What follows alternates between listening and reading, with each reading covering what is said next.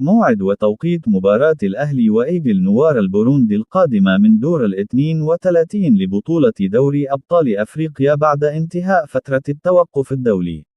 وسيلتقي النادي الأهلي مع إيجل نوار البوروندي في المباراة القادمة في ذهاب دور 32 لبطولة دوري أبطال أفريقيا يوم السبت المقبل 18 أكتوبر في 4 عصرا بتوقيت القاهرة والسعودية وقطر 5 بتوقيت الإمارات على ملعب انتواري. وستذاع المباراة عبر قناة بي إن سبورت ومن المتوقع إذاعتها على قناة أون تايم سبورت. وسيواجه النادي الأهلي الاتحاد السكندري بعد مباراة إيجل نوار القادمة في منافسات الجولة ال11 لبطولة الدوري المصري يوم الأربعاء 22 أكتوبر. ثم يخوض مباراة العودة أمام بطل بوروندي يوم السبت 25 أكتوبر، ثم يختتم مواجهات شهر أكتوبر بمواجهة بتروجيت يوم الأربعاء 29 أكتوبر في الدوري المصري.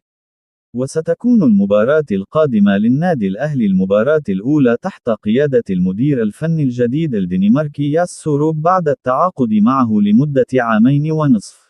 ويسعى النادي الأهلي لتحقيق نتيجة إيجابية في مباراة الذهاب لتسهيل مهمة الفريق في مباراة العودة وتخطي هذا الدور والتأهل لدور المجموعات، وذلك في بداية رحلة جديدة تحت قيادة مدربه الجديد نحو استعادة اللقب الذي خسره الفريق في النسخة الماضية.